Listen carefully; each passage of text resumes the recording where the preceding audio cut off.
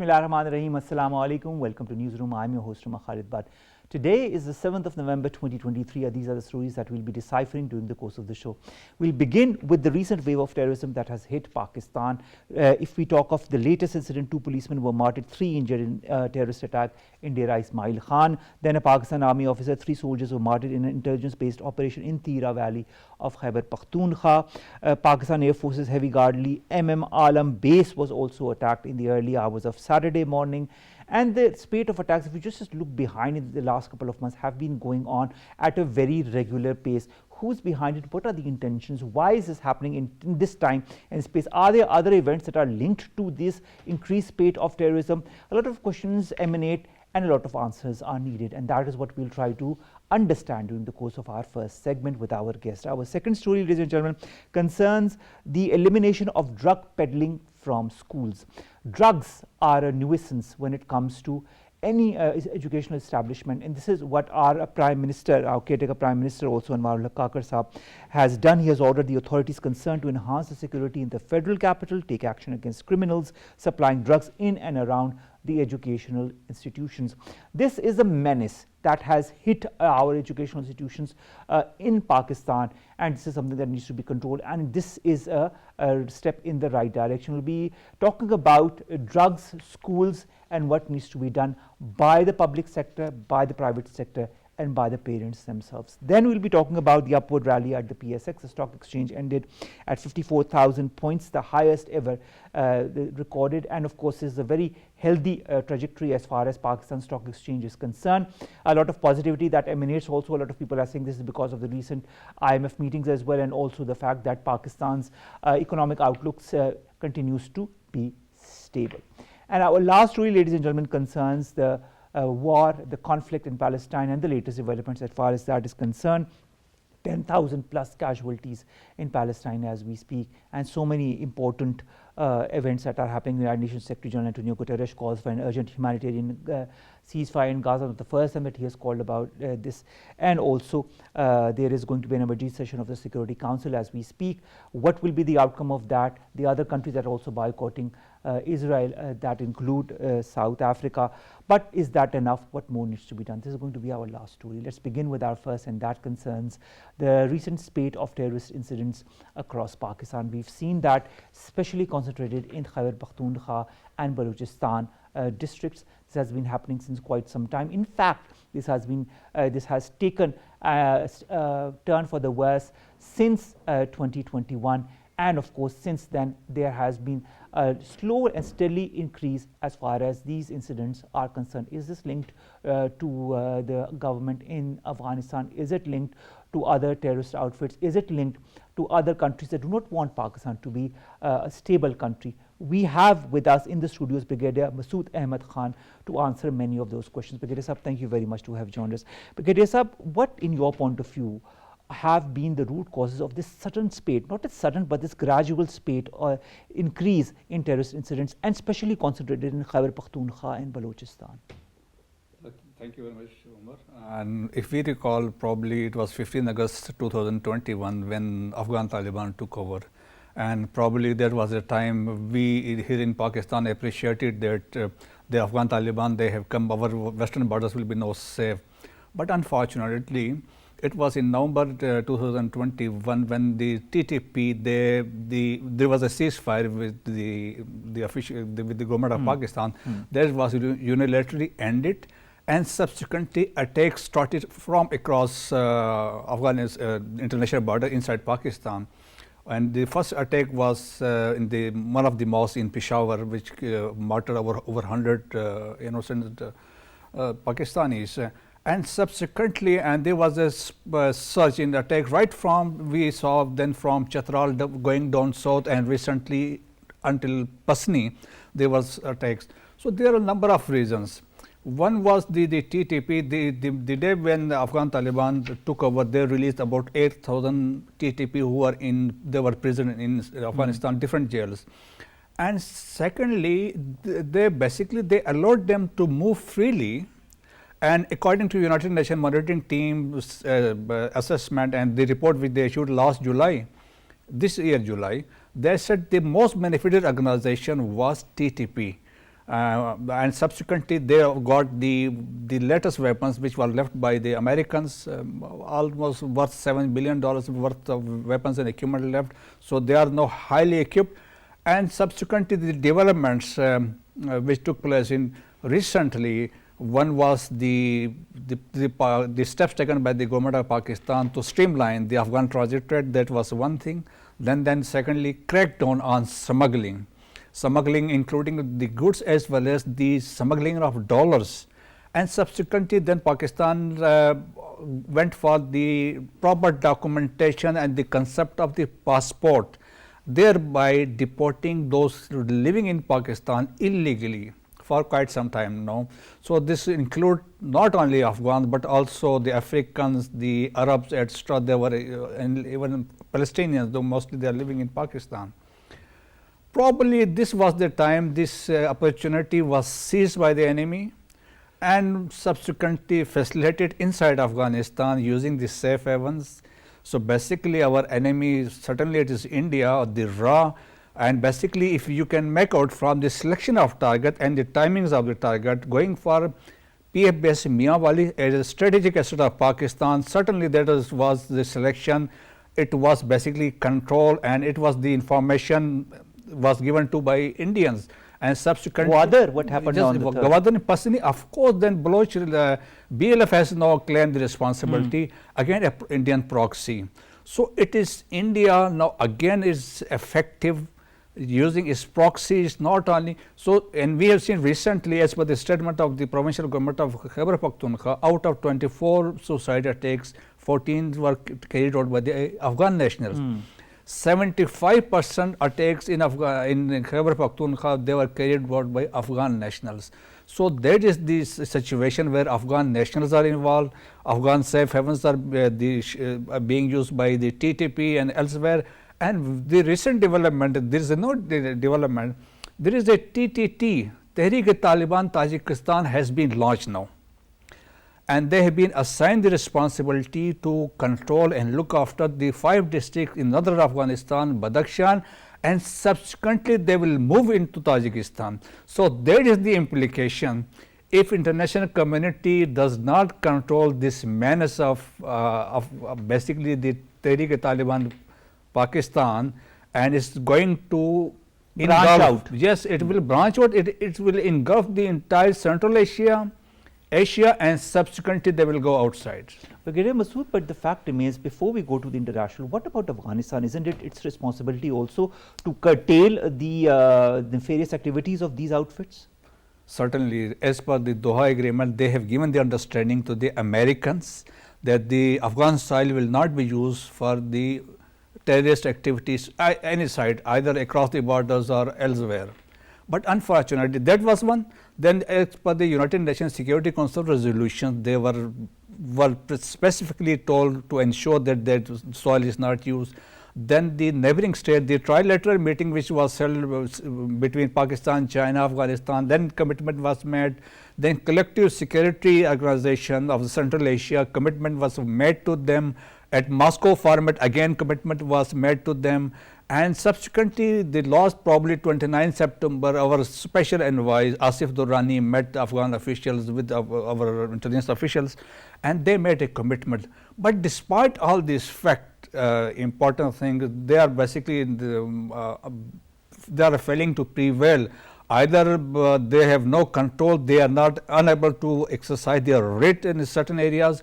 Either then there is still a concept of the warlords in some of the areas. Therefore, we can see decisions taken at local levels without at the same time ignoring the Kabul authority. But Brigadier Sahab, can't Pakistan help Afghanistan?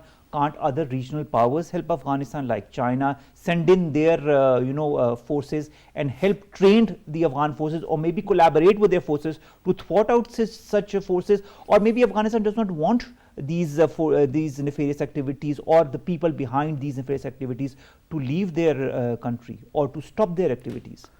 Probably because of they were to basically, if we go in the history and we recall for the last 20 years of the Ashraf Ghani and Karzai, Basically, it was the leverage they were exercising, the terrorist basically camps inside Afghanistan, and then the terrorist activities operating, terrorists operating from Afghanistan and targeting Khyber Pakhtunkhwa as well as Balochistan.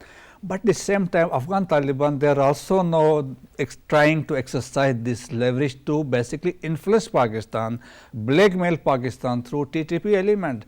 So at the same time, but the actions, the steps we have taken, basically they have not well received by the Afghan. And the recent statement we have seen by the defense minister, then by their interior minister, and then by the prime minister. They are threatening Pakistan with the direct consequences. And look, we hosted Afghans for the last four decades. We continue to host them. Yes, we still continue to. 5.5 million was the peak time when we were hosting Afghans. And still we have 4.4 million Afghans inside Pakistan living. If we exclude 2.3 million documented, rest they are illegal. But look at Iran. In year 2021, they deported over 1 million Afghans back to Afghanistan, and this year alone, so far they have deported 2.5 lakh Afghans back. But there is no hue and cry. There is no mention of Iranian deporting of Afghan, but they are basically focusing on Pakistan just to malign. Why is there a focus on Pakistan despite all the efforts Pakistan has done? That is something that I have failed to understand, Brigadier Sahab. Certainly, because they are trying to, as I said, they are talking of human rights. At the same time, I said they are trying to have a leverage. Basically, these people, these illegal people, we call them maybe a sort of a facilitator inside Pakistan, because it was also in the Indian interest of these people staying inside Pakistan. They continue stirring problems for Pakistan. At the same time, they are also trying to use them for their nefarious designs inside Pakistan. So this was the interest of both Afghanistan as well as the India.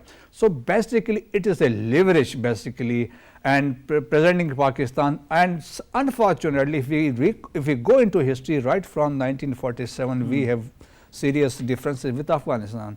Despite the fact we fought for them, the former Soviet Union invasion of Afghanistan for 10 years. So it was Pakistan and our ISI. And then when after 9/11, so we received those terrorists, those who were pushed from Afghanistan. We have seen what Pakistan went through. We had to go through 3 major operations in order to. It was a disastrous situation for Pakistan. So we were able to control them some time back, and now again the war has been unleashed against us across from the geographical area. If you see, right from Khyber Pakhtunkhwa through down to Balochistan. But I'd also like to now go towards a little bit towards the Baloch separatist movements that have been going on, because the 2 districts that are most affected are KP and Balochistan. And most of the incidents that have happened in Balochistan, of course, in July, 12 soldiers of the Pakistan army embraced martyrdom in Job, Sui areas. Then you've got the incident on the 3rd of November in Gwadar, where 14 army soldiers lost their lives. Why is this why are Baloch separatist movements gaining momentum, and what is the basic philosophy of these movements? Why do they gain support from India? I can understand the instability, but how do they thrive within Balochistan? Basically, earlier these Baloch separate militant groups, they were under the control of feudal lords or sardars and nawabs, and presently now the command and control, they have been taken over by the ordinary people. So there is a difference, there is a rift between the two now, between the ordinary Baloch and a Baloch Sardar. That is one factor. Secondly, the strength is not that it not be more than 500 when we talk of BLA, BLF, BRA and BRG, but they are Indian proxies. Basically, it was in 2018, India basically, they formed the BROS in 2018, and all the Baloch militant groups, they were united, and accordingly they were given the task.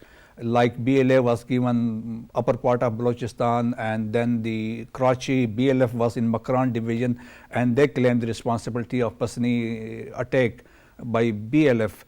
So these are basically, so another factor which has developed in 2020, RA again formed a consortium of terrorist organization Bros joining TTP.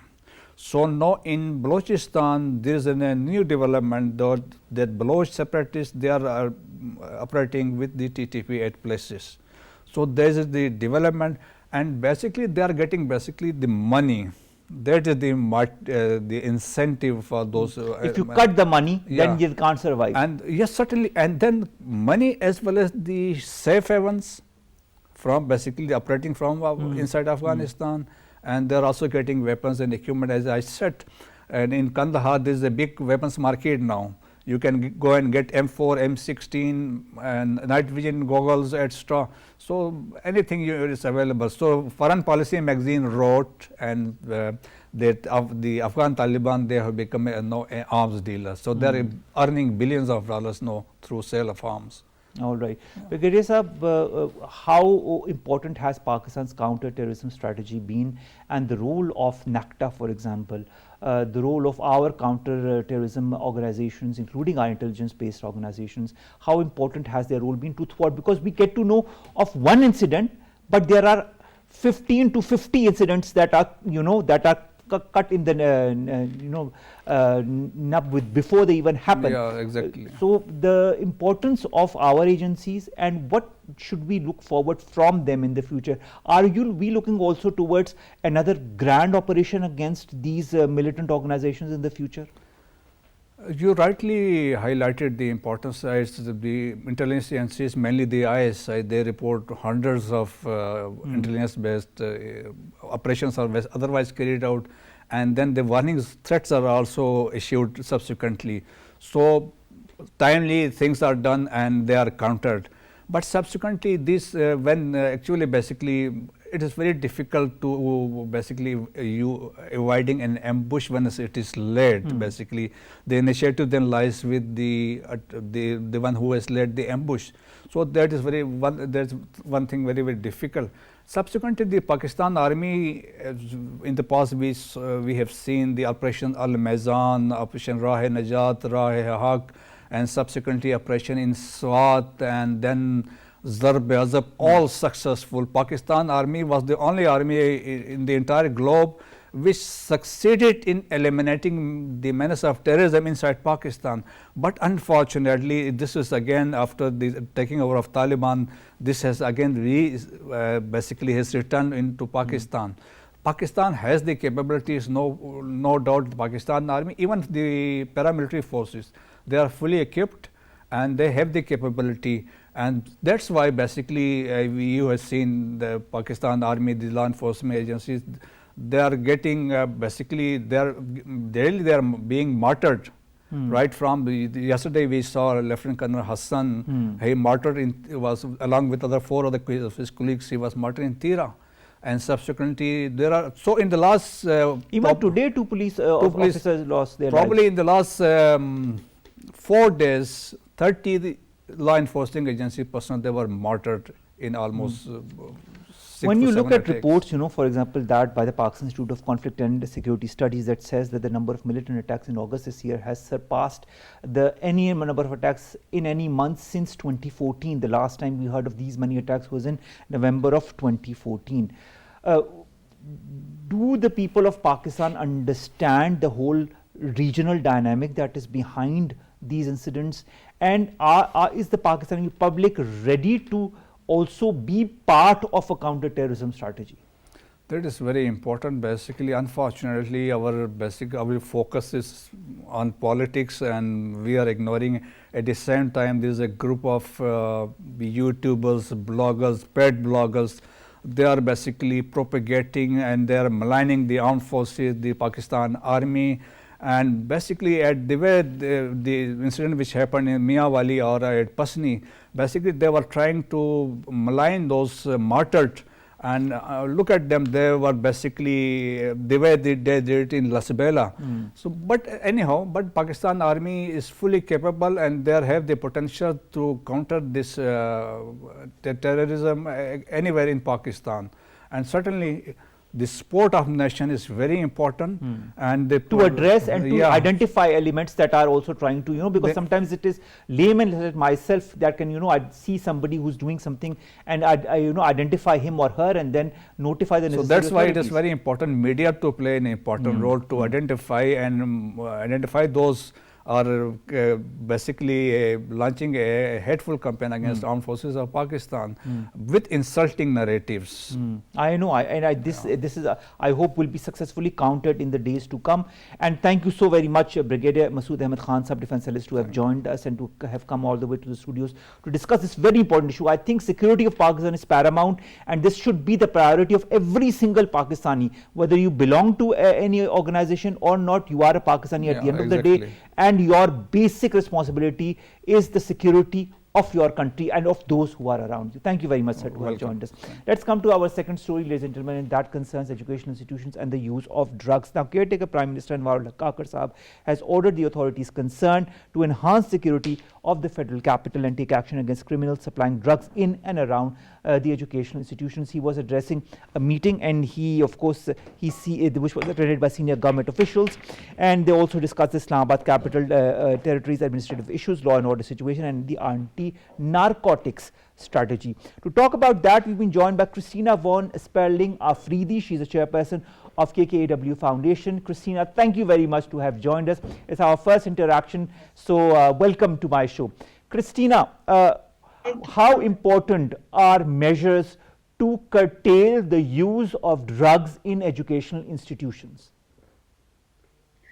Well, this is really nowadays it become the harbor, of peddlers. Unfortunately, that's a reality, and I'm very pleased that the Prime Minister has taken a notice and have directed to try to eradicate drugs in the education institutions. But the problem is that it's very difficult, Omar. Today, you have apps, very difficult really to eradicate. It's important that the law enforcement put more emphasis, more effort for this kind of to eradicate drugs from an education institution. But what is more important than all is youth engagement program. I mean, there is no only point for you to say that don't do it this, and a person will remain idle. If we take the data of youth in Pakistan, we have 154 million below age of 30. This is not a small number. It's an enormous contingent. And unfortunately, the majority of the education institutions, they are not enforced physical education. This is one of our programs that sport is the answer. And indeed, the sport is the answer, is the base of every society that gives you unity and discipline. But we actually emphasize more in the virtual life, and mobile is everything, and the computer is everything. No, it's not everything. So we have disconnect mind and body are totally disconnected. So Cristina, what in your point of view, apart from the use of social media, Cristina, apart from the use of social media, what are the other factors that are contributing to the increase in drug use amongst the youth in educational institutions? Well, number one, the influences is the entertainment industry that we, in fact, had even a paper on the United Nations Office of Drug and Crimes in New York. I mean, saying that, the same emphasis that is given to tobacco, that was given in tobacco, that it was successful to a certain extent, they should do the same thing for the entertainment industry that glamorize drugs.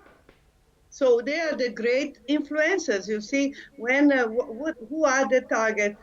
The adolescents. What the adolescents want to start to want to have a nice car, the nice girls, go to parties and everything. This is all that they are focused on, and this is the happy life, and this is successful life. So our work is on develop a mechanism of self-defense that each one of us should not be relying that someone is going to look after us.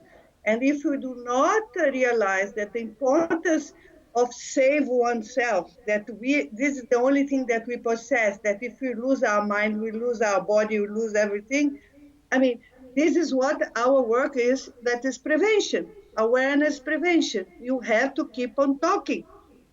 Because today in society that we live, Omar, sorry to is that it's everybody looks like that are unhappy, and this happiness that people seeking are quite overrated.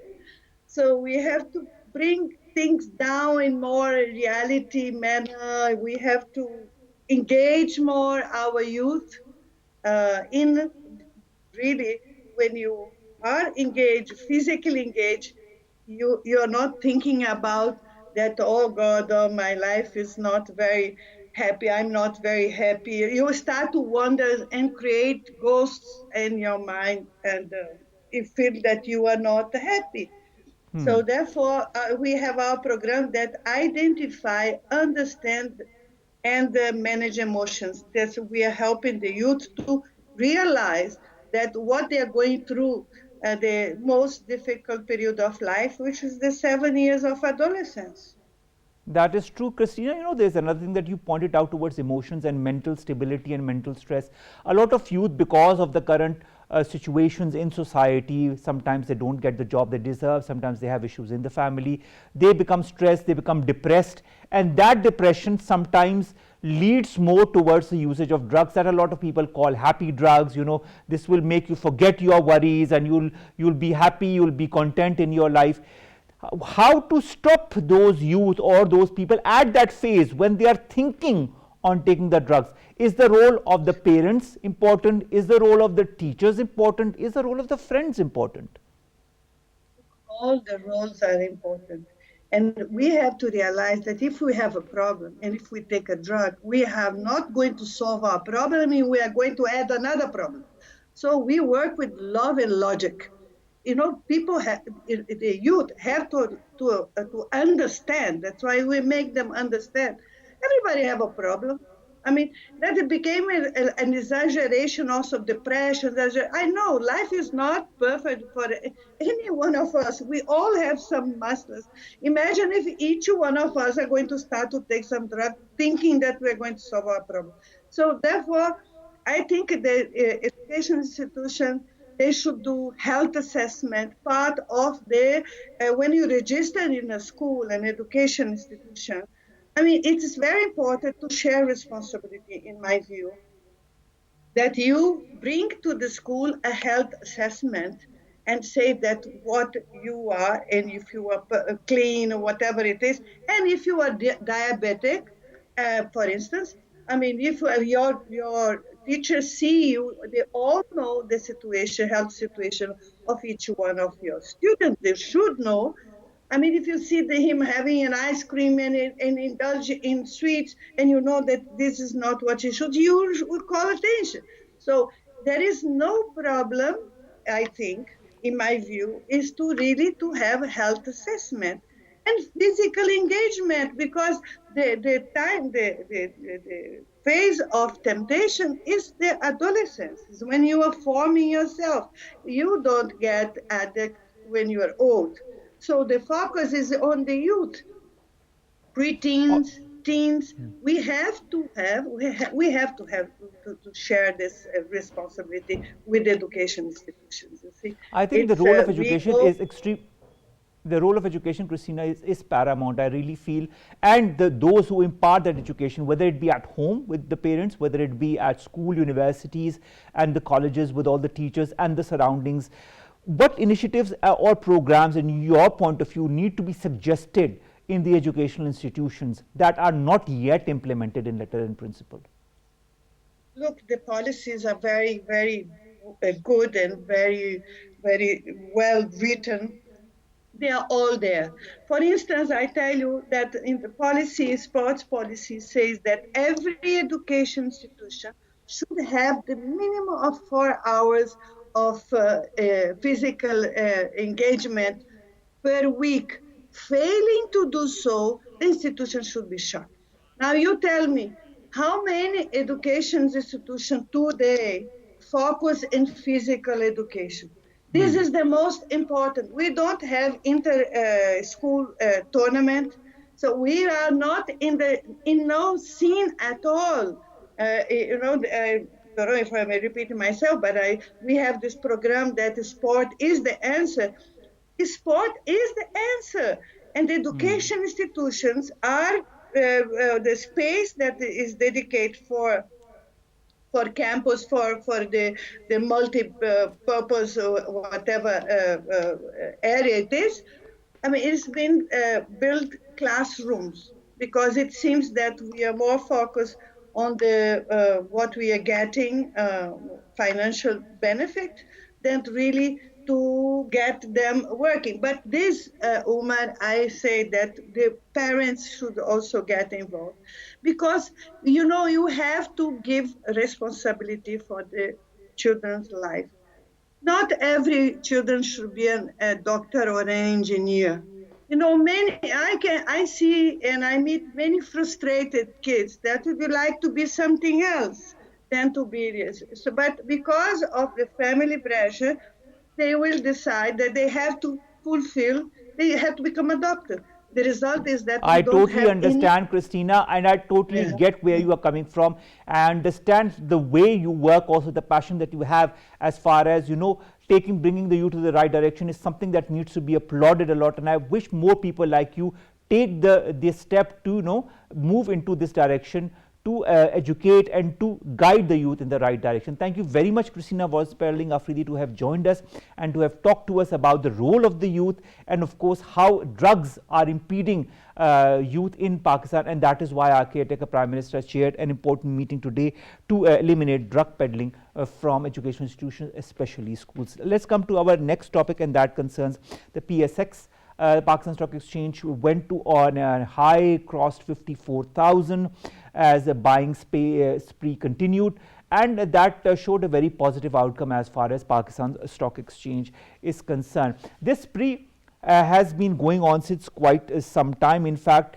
in the 54,000 crossing happened in around 12 noon today, and that is a very positive outlook as far as the sentiment is concerned in the market. And when you talk to different businessmen who are part of that stock exchange, this is what they say, that they are optimistic in the direction that the government has been taking in the last few months and the last few weeks especially, and they see a lot of positivity emanating in the coming times as well. We've been joined by Dr. Usman Chohan, who's an economist and a regular in our shows as well. Usman, thank you very much to have joined us.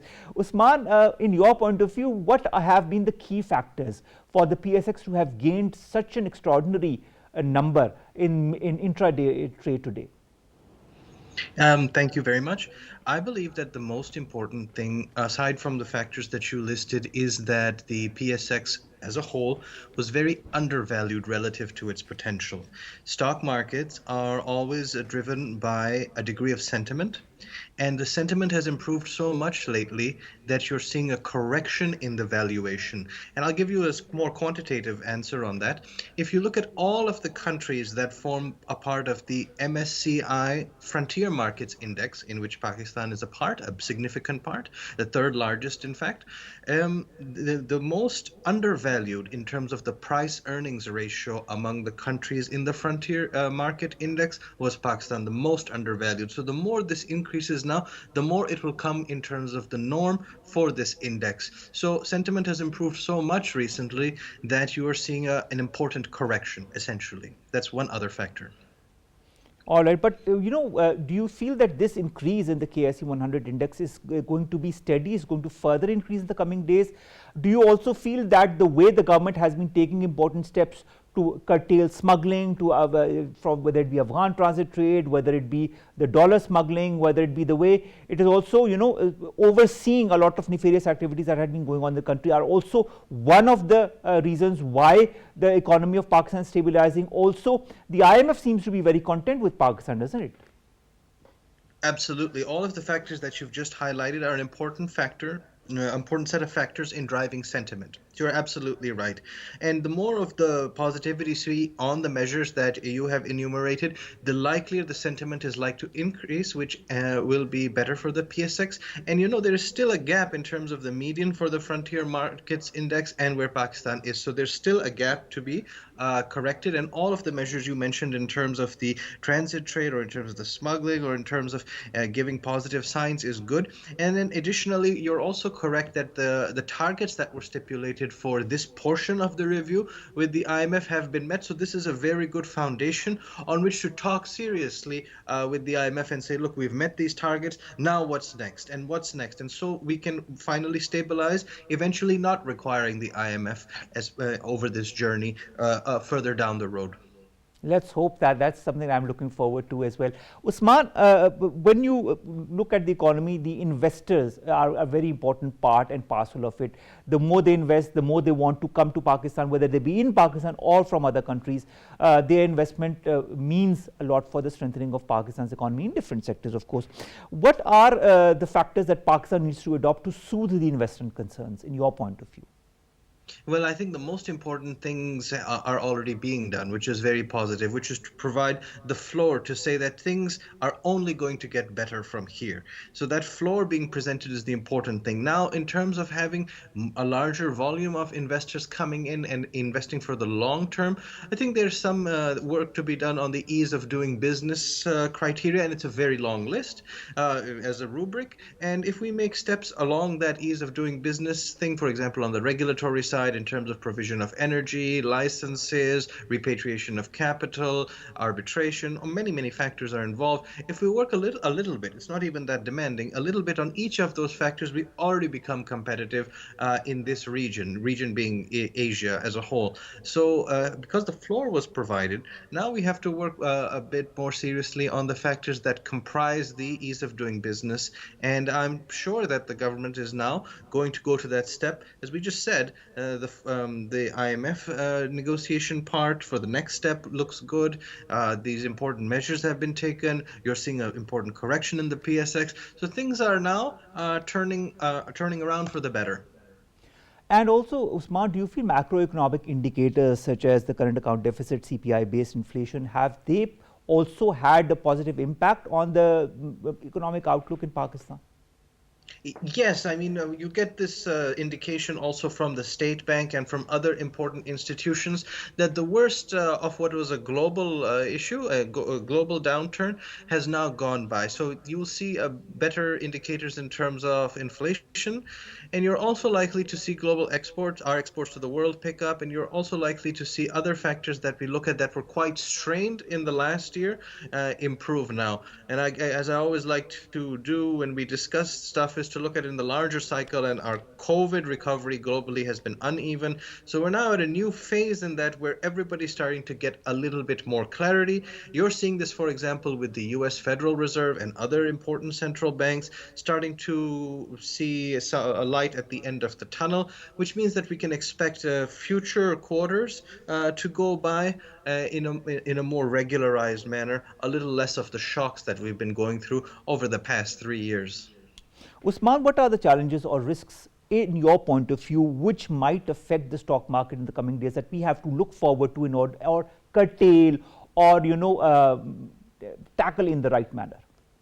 One important thing is that we've had a very good last month in terms of signaling that important measures are being taken. And so we were seeing a strengthening of the rupee. We were seeing an improvement in the PSX. Now, there's always this limitation that important players in the market, and our markets aren't very large or deep, so you have a few large players that can thwart its momentum a little bit. If these large players try to undo, which is to say they take the opposite side of the trade, for example, the banks bet against the rupee, or for example, major stock market investors say, okay, that's enough of a correction. If these large players try to swing the thing, thinking that it's time to take a little bit off the table because the gains have been strong, then you might see a temporary reversal of momentum. So I think that since there's so much much yet to be gained. For example, the undervaluation in the stock market is still so large, or the rupee should really be around 250 at a minimum, or if not even better than that. So I don't want large players to thwart these gains, and that's a very significant factor because our stock market, our capital markets aren't that deep, and our currency has been vulnerable to predation from non-market factors which the government has been tackling. So I think that breaking that momentum shouldn't happen at this juncture. Usman, also one of the reports that has come out as far as our economic outlook is concerned recently talks about a significant valuation re-rating across the country in the next 12 months. How is that going to affect our economy? It's always a big challenge to look at the true picture of an economy or a country as large as ours. And re-rating, therefore, means that the impact of being upgraded or downgraded tends to be a little bit exaggerated. So for example, if we get a downgrading of sovereign rating by, let's say, one agency, the others may follow suit quickly, and suddenly you get this cascading effect on sentiment, which is not accurate. And it works the other way too. When you get one upgrade and then you get a series immediately after, you feel like, wow, things have really cleared up, even if they hadn't. So re-rating often hits any country, but a country like ours in particular, a little bit too strongly. So we should keep our eyes on the prize in terms of having a larger, more inclusive, dynamic economy and not fall prey to the rating, even though their weight can be significant in terms of positive or negative shocks. So that's how I look at ratings, is that personally I don't give them as much weight, but I understand that when we're looking for signs in a complex society or complex economy, our heuristic, our shortcut is to look at any re-ratings to understand things, but we shouldn't give them that much weight, to be honest. All right. Finally, I'm going to ask a last short answer from you. You said you need to have an eye for the price. We look forward for the price. What price are you looking for as far as Pakistan's economy is concerned in, say, the next 4 weeks? In the next 4 weeks, I would like. Okay, let's make it more broad. 6 months. In the next 6 months, I would like to see the rupee strengthen further. I would like to see some good indicators on quarterly GDP or growth in the economy picking up. I would particularly like to see recovery on the exports, remittances, and industrial production. So some more concrete things that give us a sign that the major fiscal and current account deficits have really started to improve. That's the short answer. All right, wonderful, Usman, and I look forward to all of those prizes as well and more. You know, I tend to be greedy when it comes to Pakistan's economic outlook. Thank you so very much, Dr. Usman W. Chohan, economist, to have joined us and to have talked about the stability that Pakistan is seeing on the economic front, the PSX that rose to 54,000, and that was, of course, a record, and we hope that this record is broken in the coming days as well. Let's come to our last story, and that concerns Palestine. A lot has been happening. We try to highlight as much of Palestine as possible. The conflict is there. The global outreach, the global geostrategy and the mechanisms are changing with every passing day because of this very conflict that has touched the hearts of all those who understand the basic value of human life. What it hasn't touched is the basic Israeli heart, although there are a lot of Jewish people inside of Israel and outside also that are protesting as we speak across different countries and different capitals of the globe for Israel to stop what it is doing. You know, this is what we see, and a lot of developments we are also seeing. The 31st day and a new month has begun as far as this conflict between Israel and Palestine and these barbarities are concerned. United Nations Secretary General Antonio Guterres calls for an urgent ceasefire in Gaza. He said this yesterday, and he said this is to safeguard civilians and ensure vital aid reaches the besieged Palestinian enclave. This aid is not reaching, although Pakistan has also sent another consignment of aid to Palestine. But the fact remains that the aid, as it needs to reach Palestine, is not reaching because of the blockades that have been put forward. An emergency session of the Security Council is to be held also as we speak. The emergency meeting has been summoned by China and the UAE to address the deteriorating situation in Gaza. Russia has also supported the call for immediate consultations. On Monday, it called for collective action to end the ongoing crisis in the Middle East. A special flight also, as I told you, carrying the second consignment of relief goods from Pakistan for the people of occupied Gaza was seen off by our Foreign Minister Jalil Abbas Jilani Sahab and Minister for Human Rights Khalid George. The consignment consists of hygiene kits, medicine and food packages. I think that is extremely important in the wake of what we are seeing as far as the hospitals that are completely out of capacity, and of course because of the shortage of electricity, because the electricity has been cut, the food items, the supply of food items and water and the necessary supplies is cut deliberately by Israel, and that is why even the bestest of hospitals are not working in the current condition if they hadn't been already bombarded by the Israelis, because we have seen that in the last couple of weeks, whether it be mosques, whether it be hospitals or educational institutions. Now, how can you call this, that they are trying to address? When you ask the Israeli leaders, they say, oh, we are trying to address the Hamas issue. Is this addressing the Hamas issue when 10,000 plus people are killed mercilessly by the Israelis? Is this addressing the rights issue for the Israelis or Hamas when you put white phosphorus bombs on the people, the hapless people in Gaza? Is this what you call the tactic as far as your tactic is concerned to address the Hamas issue when you killed a maximum of women and children?